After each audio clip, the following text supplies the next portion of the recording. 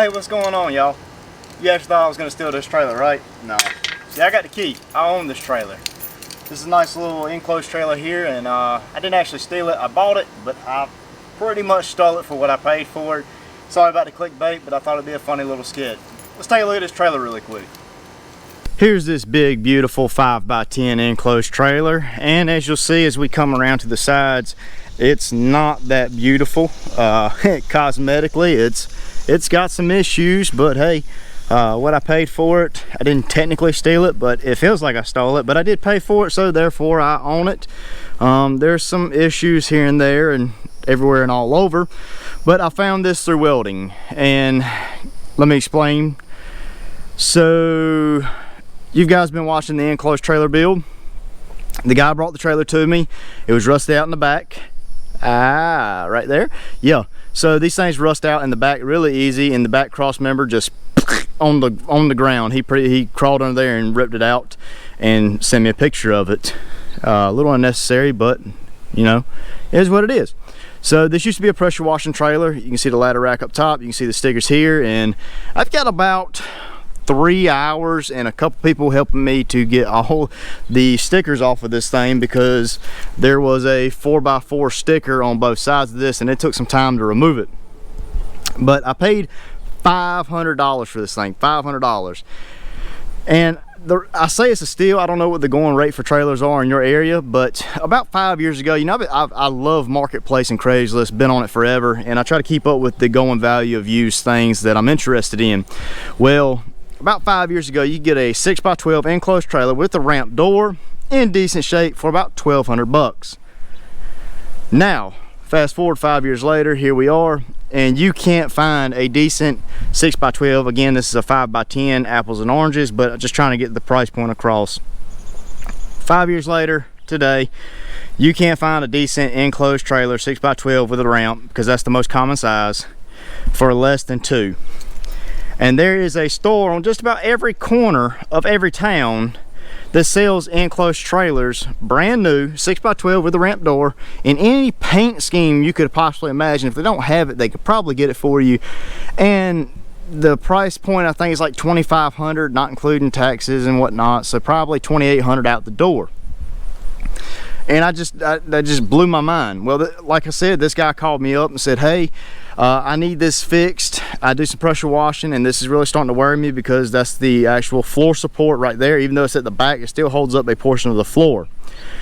And I said, well, you know, going back to the enclosed trailer video series, if you haven't seen that, I'll put it up here in the corner.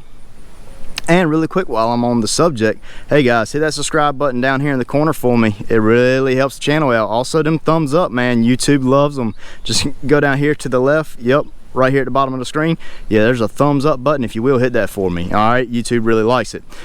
But he said, hey, I need this to last about 2 more months. Can you fix it? Because I've got a guy building me a utility trailer, custom built for pressure washing. It'll have all the brackets and everything I need on it. I just need this to last me about 2 more months. And I said, I really don't want to go down here and mess with this rust, because it's just not that safe. I can go down here and confable some stuff together, you know, bubble gum it and whatnot. Yes, I can do better than bubble gum, but I'm just trying to get the point across and trying really to persuade him not to go this route. And so I said, yeah, I'm interested in doing the job for you. You know, send me some pictures and we'll talk about it some more. I got to thinking later that night, and also during the conversation, he said that, you know, after the 2 months or whatever, he was going to sell it. And I asked him how much he was selling it for, and he said, you know, somewhere around the price point of $800–900 was what he was thinking. So going back later that night, I was sitting around thinking about it, and I said, you know what, I'm going to have at least 300 tied up in whatever configuration we decide to do back here. And that's the bare minimum. It could be a whole lot more depending on how much he wants to tear out and redo, because in the enclosed trailer series, the guy took everything off the trailer for me and just brought me the frame. So I texted him that night and I said, hey man, probably gonna have around $300 tied up in this thing. I know you're looking to sell for about $800. Would you take $500 for the trailer? And he said, no, I can't do it. I've got to have this thing to last until the other trailer comes in. I said, no worries. I said, hey man, if you still want me to fix it, I'll fix the trailer. We'll work out something, and you know, after the 2 months is up, I'll give you the $500 for the trailer. He said, that'll work. He said, I really like the idea. He said, that'll work great. Cool deal.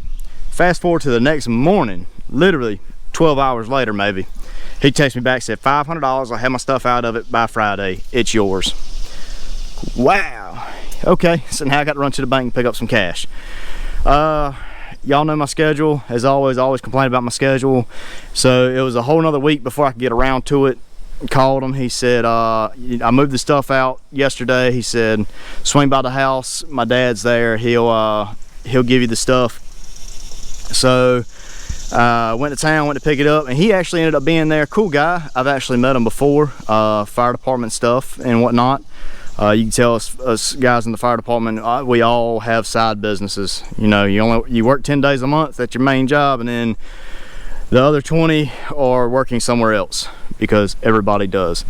But I gave him the $500, got the trailer, brought it home, and it's got, like I said, it's got some issues that we're gonna get to underneath, up top, and well, we'll just open it up and let you see. Swing it up. Notice there's nothing for the bottom of the latch too. However, there is still something at the top. Open it up. Oh, look at there. It's already full of stuff. Hey, wink wink. We'll get to that in a little bit. But as you can see down here on the bottom, it is rusted out. There's not a cross member back here supporting this, but that's one of the issues. Going under and even further up there, all this is solid rust, just like it was on the other one. Depending on how busy I am here in the future, I'd really like to go ahead and replace the suspension parts, because them U-bolts are really scary looking. But because I'm really busy, like everybody else in the world, I'm gonna ride it for a little bit right now, for a month or two at least, because I'm already booked up with that. And you know, I was thinking it was the chemicals and stuff that was rusting this stuff out pretty bad, and I'm sure it was. But once I had it and parked it, one day I was in here, I was like, it's extremely hot. I'm gonna open the vent. I opened the vent up, and lo and behold, there was no cap on the top. So this thing has been leaking for who knows how long, and every bit of it, well, obviously runs right down here to the back, and that's how that probably rusted out, mainly is the main cause. So moving on. Out here on the aluminum, like I said, the bleaching stuff has eaten up the aluminum. That's just regular rim rust. I mean, that happens on all trailers and stuff. Right here, see, this is actually bolted to the frame, so this is still sturdy. It's just this aluminum siding that's kind of been eaten away by the chemicals, and that's just not normal wear for aluminum. That is definitely chemical corrosion. So the quick fix for this, what my plan is to remove this fender well and take a strip about 6 inches of diamond plate, just like they do right here on the front of these. Not quite that high, because I don't want to spend that much money. I don't know if you check out the prices of metal right now, but they're astronomical.